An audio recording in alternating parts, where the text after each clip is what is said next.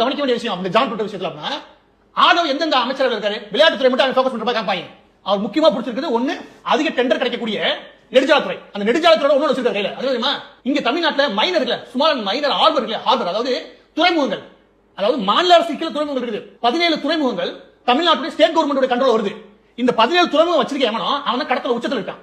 கடத்தல் பண்ண நினைக்கிறப்ப இந்த 17 துறைமுகத்துறைக்கு நகமாயி. அது எனக்கு தெரிஞ்சு கடலூர், நாகப்பட்டினம், அதுக்கப்புறம் ராமேஸ்வரத்துல இருக்கக்கூடிய அந்த மண்டபம், அதுக்கப்புறம் குளச்சல், இப்படி 17 துறைமுகங்கள் இருக்குது. இந்த 17 துறைமுகமே இவங்க பெரிய எக்ஸ்போர்ட் இம்போர்ட் நடக்காது. ஸ்டேட் கவர்மெண்ட் என்ன பண்ணுவாங்க, எவன் அமைச்சரா வந்து உட்காரணும், எவன் கடத்தல் பண்ணணும் ஒழுங்கா பண்ணிக்கிறானோ அவனுக்கு தான் ஆர்டர் தேவை. இப்ப ஜான் டுட்டர் என்ன பண்ணிருக்கான், பார்டர்ல அதாவது கோஸ்டல் ஏரியால ஸ்மக்லிங் பண்றான். அப்ப இவன் எங்க இருந்து வந்து உட்கார்றான், அதே இடத்துல ஹார்பர் கட்டுப்பாடு கொண்டு வரான். ஹார்பர் கட்டுப்பாடு கொண்டு ஸ்மக்லிங் ஒழுங்கா பண்ணா இவங்க லஞ்சம் வாங்க தேவையில்லை. இந்த சத்தியமா சொல்ல லஞ்சம் வாங்க தேவையில்லை. உங்களுக்கு கஞ்சா வித்த பழச்ச முடியும், இல்ல லாட்டரி வித்த பழச்ச முடியும். நான் சத்தியம் சொல்றேன், இந்த இடத்துல கடத்தல் இல்லையா, வெறும் இந்த கடத்தல் மட்டும் கிடையாது, இந்த சிகரெட் இல்லையா, அதுல ஆரம்பிச்சு எல்லாமே போலி எல்லாத்தையும் உள்ள கொண்டு வரதுக்கு இந்த ஹார்பர் தான் பயன்படுத்துறாங்க. அதுல ஆரம்பிச்சு தங்கம் கடத்தல் இல்லையா, தங்கத்தை தேவையில்லாம விமானத்தில் கடத்திட்டு அதுக்கப்புறம் கடவுளே கடத்த வேண்டியதானே.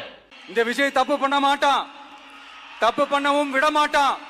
அது யாராக இருந்தாலும் சரி, என்னோட கவர்மெண்ட்ல என் கூடவே இருக்கிறவங்களாகவும் சரி விட மாட்டான்.